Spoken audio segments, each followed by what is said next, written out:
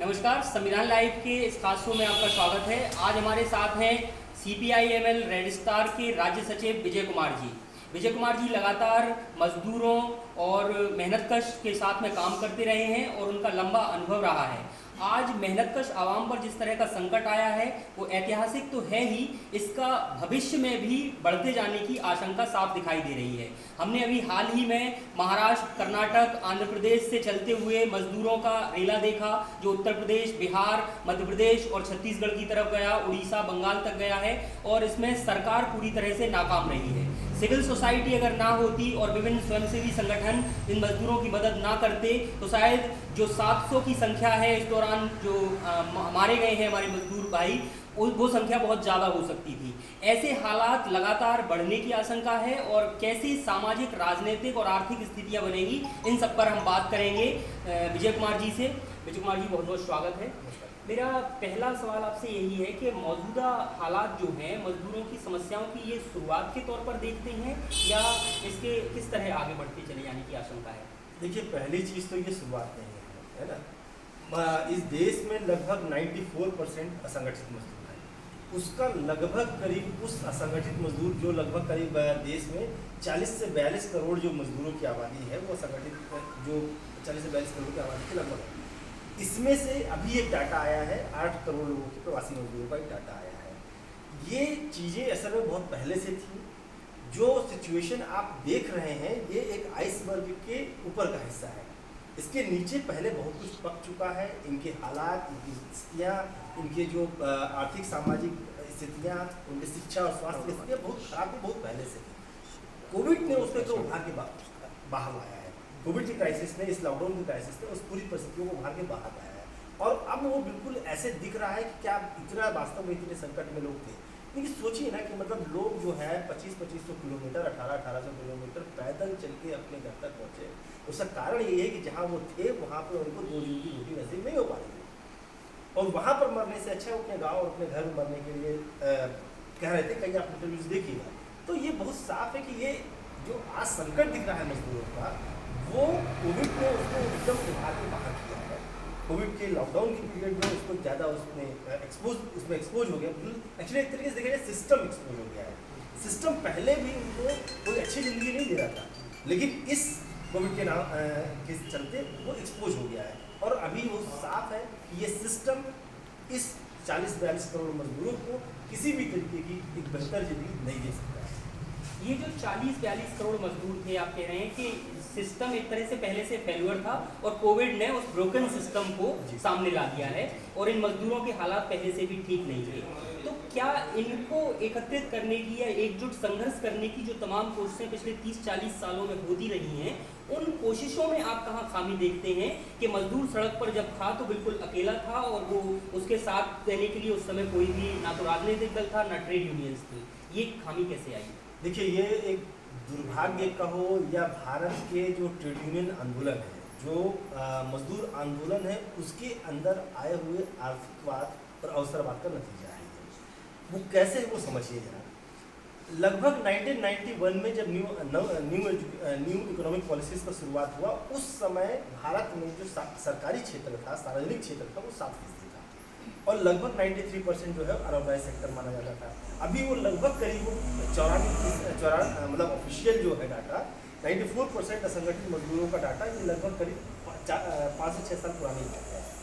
अभी लगभग वो 97% आ गया, क्योंकि जो सार्वजनिक क्षेत्र है वो 3-3.5% अभी बचा हुआ है। सब प्राइवेटाइज कर दिया गया न्यू इकोनॉमिक पॉलिसीज के बाद में। जो आप जिस तरफ इशारा कर रहे हैं उसको समझने की, यदि समझना है तो भारत का जो मजदूर वर्ग का जो आंदोलन है उसका प्रतिनिधित्व करने वाली ट्रेड यूनियनें हैं, जो सेंट्रल ट्रेड यूनियनें हैं, उनका बड़ा कमी रही है, बहुत बड़ी कमजोरी रही है कि इस बड़े सेक्शन को, जो मजदूर वास्तव में सर्वहारा है, जो मजदूर जिसको संगठित किया जाना चाहिए था, जिसको क्रांति का अगुआ दस्ता बनाया जाना चाहिए था, उसके साथ इन ट्रेड यूनियन ने काम नहीं किया और उसका ट्रेड यूनियन ने काम नहीं किया, उसका बहुत साफ कारण है। देखिए, सार्वजनिक क्षेत्र के ट्रेड यूनियनों में, जिसे वाइट कॉलर मजदूर जिन्हें कहा जाता है दूसरी भाषा में, जो बैंक, बीमा, LIC, नवरत्न कंपनियां, इन सब में काम कर रहे हैं, वहाँ पर उनकी एक अच्छा खासा वेतन होता है, अच्छा खासा उनको एक पैकेज मिलता है। वहाँ पर यूनियन करने से इन ट्रेड यूनियनों को आर्थिक लाभ हो सकता है, लेकिन असंगठित क्षेत्र का मजदूरों को यदि वो संगठित करने जाएंगे तो वो तो दिहाड़ी मजदूर है, दिन भर का मजदूरी 30 रुपये है, 300 रुपये है, कहीं कहीं तो 200 रुपये है, कहीं तो 250 रुपये है, तो कहीं मनरेगा मजदूरों की तो 176 रुपये थी। तो उनको जब वो संगठित करने जाएगा तो वहाँ से वो पैसा उसको आएगा नहीं, उससे वो आर्थिक लाभ मिलेगा नहीं, ट्रेड यूनियन करने का लाभ। तो इसलिए तमाम संगठित मजदूरों ने, मजदूर यूनियनों ने एक तरीके से इस पूरे समुदाय की उपेक्षा की, जानते हुए, ऐसा नहीं है, जानते थे, स्टडीज थी, आवश्यकता भी महसूस हो रही थी, ये भी मालूम था, लेकिन चूंकि मैंने आपसे बताया कि मजदूर यूनियनों के अंदर अर्थवाद इतना हावी हो चुका है, अवसरवाद इतना हावी हो चुका है कि उन्हें बड़े संगठित क्षेत्र में, सार्वजनिक क्षेत्र में यूनियन बनाने से लाभ है, फायदा है, वहाँ से चंदा आता है, वहाँ से लेवी आती है, वहाँ पे उनको एक जगह पे इकट्ठा मजदूर मिल जाते हैं। अब देखिए ना, संगठित मजदूरों को संगठित करने जाएंगे तो आपको एक जगह नहीं मिलेगी, आपको शहर का चप्पा से चप्पा छान मारना पड़ेगा, कितना कठिन काम है। तो एक तरफ ये कठिन काम है, दूसरी तरफ यहाँ पैसा नहीं है। असंगठित मजदूर में, संगठित मजदूरों में बहुत आसान है और पैसा भी है। तो ये दो चीज़ों को यदि आप समझने का एनालिसिस करेंगे तो आपको समझ में आया कि भारत के जो ट्रेड यूनियनें हैं वो कैसे अपना क्रांतिकारी चरित्र खो चुकी हैं, वो मजदूर वर्गीय आंदोलन को से कैसे अपना नाता तोड़ चुकी हैं, जो असल मजदूर है। इस वजह से ये समस्या खड़ी हुई है और ये पहले से समस्या है। और मैं ये बिल्कुल इनकार करूँगा इस बात से कि हमारे ट्रेड यूनियन लीडरों को ये मालूम नहीं थी, ये मालूम था। तो मतलब ये कि 91 में जो न्यू लिबरल पॉलिसीज़ आई, जो नवोदारवाद आया, उसके साथ में इकोनॉमिक पॉलिसीज़ देश के अंदर बदली, और हमारा जो मजदूर तबका था, वो मजदूर तबका, मेहनतकश तबका, जिसे सचमुच संगठित करने की ज़रूरत थी, उसे संगठित करने के कोई प्रयास नहीं हुआ, और जो सिमट रहा था सार्वजनिक क्षेत्र, उसी में अपनी ताकत लगाते रहे, उसी में काम करने की कोशिशें की जाती रही। अब जो दौर बना है, लगभग जो न्यू लिबरल पॉलिसीज़ जो 91 में आई थी, उनके हम जो उनको उत्पाद देखने लगे हैं, उनके जो नतीजे निकलने थे, प्रभाव निकलने थे, वो साफ बिल्कुल हो गए हैं। और ऐसे समय में जबकि प्राइवेटाइजेशन की तरफ सरकारें बहुत तेज़ी से बढ़ रही हैं, मजदूर के अधिकारों को लगातार कुचला जाता रहा है, और अब तो बिल्कुल निर्लज्जता की हद तक कुचला जा रहा है। अभी हाल ही में जो 2-3 सरकारों ने कानून बदले हैं, उन्हें आप किस तरह से देखते हैं, और वो कानून किस तरह से मजदूर की जो रीढ़ है या मजदूरों को काम करने के जो अधिकार हैं, उन पर किस तरह से असर डालेंगे? देखिए, पहली बात तो मैं ये कहूँगा कि जो नव उदारवादी आर्थिक नीतियों की शुरुआत जो भारत में औपचारिक रूप से 1991 में हुई, जिसे न्यू इकोनॉमिक पॉलिसी के रूप में जाना जाता है, उसने पिछले 30 सालों में हर क्षेत्र बेच दिया है। कोई भी क्षेत्र अभी बचा नहीं है, सबका प्राइवेटाइजेशन मोटा मोटी हो चुका है, सब क्षेत्र में विदेशी पूंजी का निवेश हो चुका है, और विदेशी पूंजी के निवेश को आकर्षित करने के लिए इज ऑफ डूइंग बिजनेस एक रेटिंग होती है, अंतर्राष्ट्रीय रेटिंग होती है। उस रेटिंग के तहत ये होता है कि आपके देश में अंतर्राष्ट्रीय पूंजी तभी निवेश करेगी जब उसके निवेश करने के हालात बहुत बेहतर होंगे। निवेश करने के हालात बहुत बेहतर होंगे, इसका मतलब ये है कि तमाम मजदूर अधिकार खत्म होंगे, मजदूरों के कोई अधिकार नहीं होंगे, कोर्ट बहुत उत्पादन के संबंधों में कोर्ट का बहुत हस्तक्षेप नहीं होगा। ये उसकी आवश्यक शर्तें हैं, उसी रेटिंग के आधार पर अंतर्राष्ट्रीय रेटिंग मिलती है। तो ये नव उदारवादी नीतियों का बहुत साफ था कि तमाम जो भी भारत के मजदूरों के जो कानून हैं, खासतौर से कारखाना अधिनियम 1948, इंडस्ट्रियल डिस्प्यूट एक्ट जो मजदूरों को एक बड़ी ताकत देता है, उसको वो न्यूनतम मजदूरी अधिनियम, इसके अलावा कार्यस्थल पर परिस्थितियाँ और कार्यस्थलों पर परिस्थितियाँ और कार्य की दशाओं के संदर्भ में जो कानून भारत में थे, ये तमाम किस्म के कानून एक तरीके से विदेशी निवेश को हतोत्साहित करते थे, क्योंकि ये कानून कम से कम उन मजदूरों के पक्ष में खड़े थे। और उन मजदूरों के पक्ष में हालांकि वो बहुत साफ है कि वो अनऑर्गेनाइज सेक्टर से उसका बहुत लेना देना नहीं है, ये केवल ऑर्गेनाइज सेक्टर से लेना देना है उसका। उन मजदूरों के पक्ष में जो खड़े थे, उन कानूनों को भी बदलने का दबाव लगभग 30 साल से भारत सरकार के पास में था। मनमोहन सरकार के समय में भी कई सारे बदले हैं, मोदी सरकार में, और खासतौर से जो कोविड-19 का लॉकडाउन पीरियड शुरू हुआ, अभी मालूम है मोदी सरकार को कि कोई कुछ बोलने वाला नहीं है, सब डरे हुए हैं, सब सहमे हुए हैं, सब घरों के अंदर कैद हैं, जो करना चाहेगा वो करेगा। और आप देखिए कि एक झटके में एक सर्कुलर में करीब 6 से 7 राज्यों में, महाराष्ट्र, यूपी, राजस्थान, मध्य प्रदेश, हरियाणा, पंजाब, ये सब राज्यों में आप एक झटके में तमाम अधिकार खत्म कर दिए गए।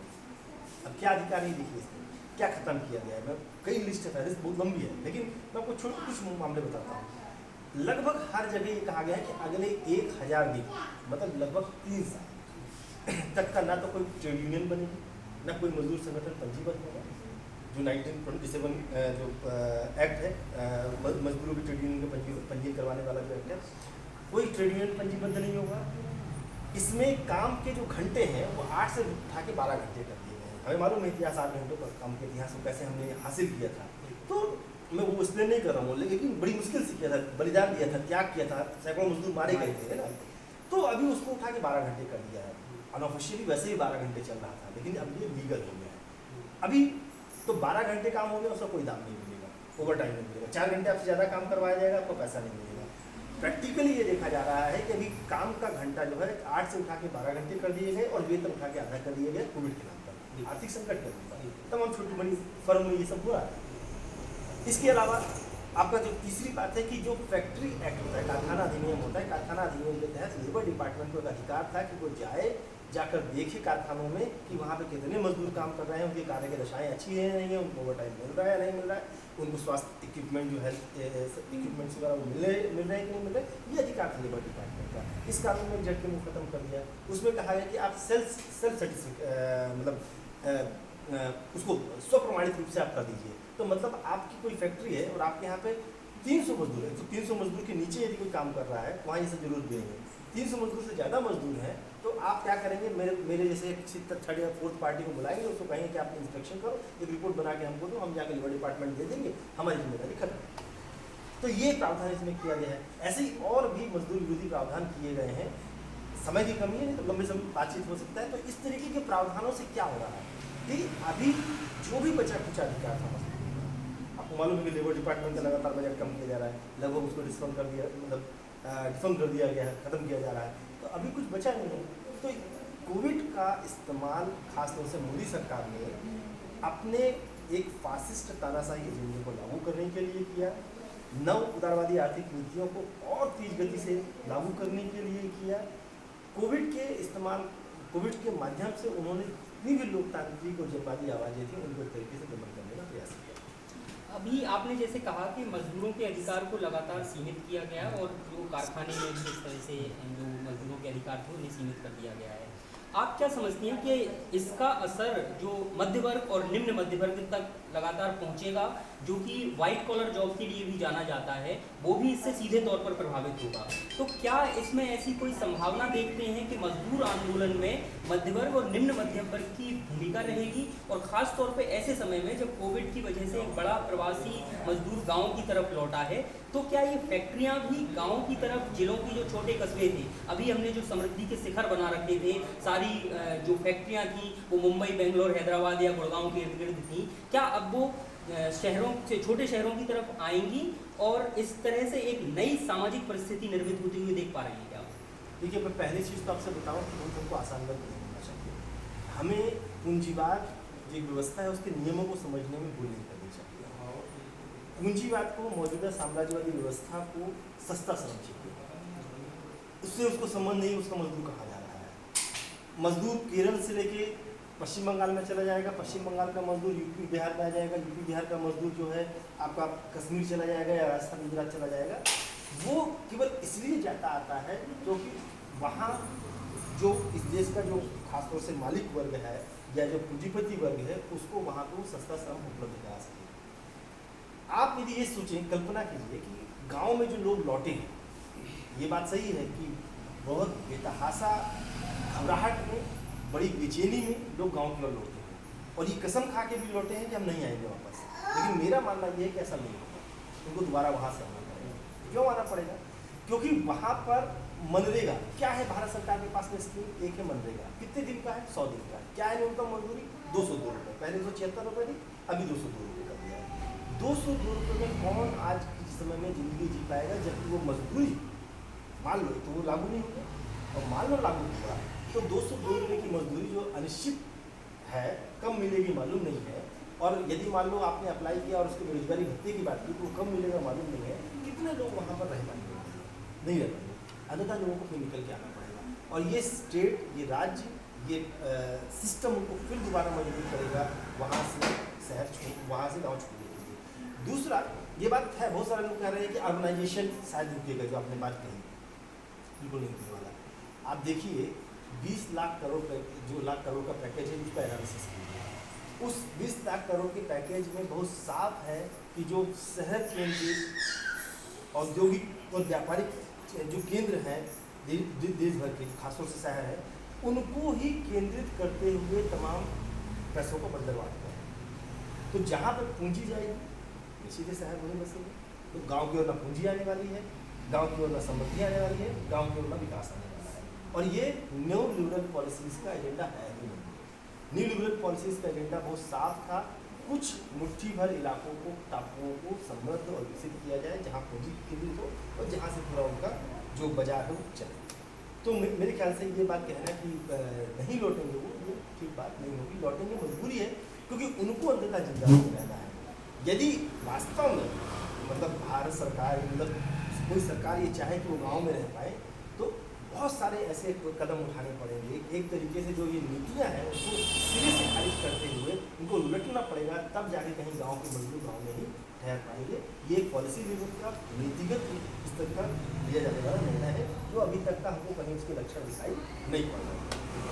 मेरा आखिरी सवाल बस आपसे यही है कि इस समय में जबकि तमाम तरह से सरकारें, पूंजीवादी ताकतें मजदूरों को, मेहनत कशों को पीछे धकेलने पर जुटी हुई हैं और उतनी ही तेज़ी से प्रतिरोध नहीं हो पा रहा है, तो जो प्रतिरोध की ताकतें हैं उनकी एकजुटता की बात की जा रही है और लगातार कुछ प्रयास हो भी रहे हैं, उसमें आप किस तरह की उम्मीद देखते हैं और उसे किस तरह से काम को आगे बढ़ाया जाना चाहिए प्रतिरोध की शक्तियों के लिए? आपका क्या समझ?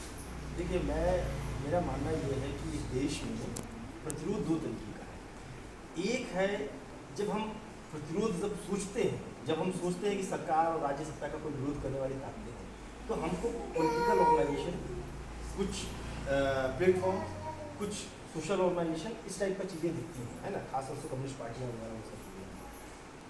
असल में ये प्रतिरोध जनता का प्रतिरोध होना चाहिए, ये किसी कम्युनिस्ट पार्टी का प्रतिरोध नहीं है, मजदूर वर्ग का प्रतिरोध होना चाहिए था, आम मेहनतकश जनता का प्रतिरोध होना चाहिए था, जो आपको अमेरिका में आज के समय में देखने दिख रहा है। वहाँ कोई पैदा नहीं, कोई झंडा नहीं, लेकिन जनता समझ पा रहा है। और निश्चित ही उसके पीछे political force, political ideology, political चिंतन होता है, लेकिन अंततः वो लीडरशिप वर्किंग क्लास का होता है। हमारे देश का working class, white collar working class में कहाँ है आप देख रहे हैं। जो वर्किंग क्लास जिसको नेतृत्व में होना चाहिए था, जिसको लड़ना चाहिए था, आगे बढ़ना चाहिए था, आज वो अपनी ज़िंदगी एक रोटी के लिए मोहताज है, मतलब मोहताज है अपनी ज़िंदगी जीने के लिए। तो ये बात सही है कि जब एक ये सेक्शंस का मतलब जो पीड़ित, वंचित और ऑप्रेस्ड जो सेक्शन है, उनका जब तक यूनिटी नहीं बनेगा, उनकी जब तक एकता नहीं बनेगी, मैकेनिकली कुछ पार्टी संगठन एकता बना लेने से बहुत कुछ होने वाला नहीं है। हालांकि वो भी जरूरी है इस भारत के देश में, क्योंकि वो भी बहुत विखंडित रूप से मतलब अलग अलग टुकड़ों में विभाजित है। तो एक तरफ जो इनको एक विचार और दृष्टिकोण देने वाली पार्टी संगठन है, खासतौर से कम्युनिस्ट पार्टियों को, अन्य राजनीतिक दलों को, जो वास्तव में इस व्यवस्था के खिलाफ परिवर्तन की लड़ाई लड़ रहे हैं, उन लोगों को भी संगठित होने की जरूरत है, एकताबद्ध होने की जरूरत है, एक कम्युनिस्ट ब्लॉक बनाने की जरूरत है। आज के समय में एक इंडिपेंडेंट कम्युनिस्ट ब्लॉक बनेगा, तब जाके एक वो आशा का प्रतीक होगा। दूसरा, जो उत्पीड़ित समाज है, उत्पीड़ित तबका, जैसे भारत में दलित, आदिवासी, पिछड़े, अल्पसंख्यक, महिलाएं, ये मतलब जो फ्लाइट जो अमेरिका में जिसकी हत्या हुई, जिसने कहा मतलब वो एक नारा बन गया है, अंतर्राष्ट्रीय नारा, आई कांट ब्रीथ। तो आप देखिए ना कि इस देश में अल्पसंख्यक, दलित, आदिवासी, पिछड़े, महिलाएं कहाँ सांस ले पा रही है?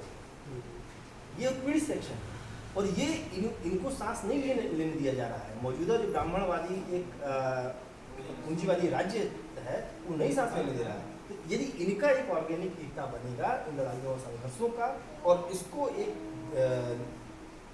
गाइड मतलब एक तरीके से दृष्टिकोण देने वाला पॉलिटिकल फोर्स होगा, एक कम्युनिस्ट फोर्स होगा, उन दोनों की आपस में संयोजन से एक नया भविष्य बन सकता है, एक नई स्थिति खड़ी हो सकती है, एक नए उभार पैदा हो सकते हैं, जिसकी संभावनाएं बहुत ज़्यादा प्रबल है, बहुत ज़्यादा उसकी आवश्यकता है।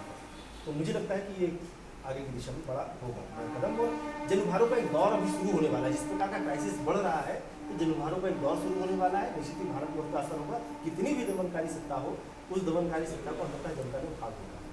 तो जनता उखाड़ फेंकेगी फिर से के साथ। जी, बहुत बहुत शुक्रिया विजय जी। ये थे विजय कुमार जी। इस बातचीत में अगर आपके जहन में कोई सवाल आए हों तो आप नीचे कमेंट बॉक्स में वो सवाल पूछ सकते हैं। हम कोशिश करेंगे कि उन सवालों के जवाब हमारे आगे जो भी बातचीत करते रहेंगे उन साथियों से देने की कोशिश करें। शुक्रिया। जी, नमस्कार।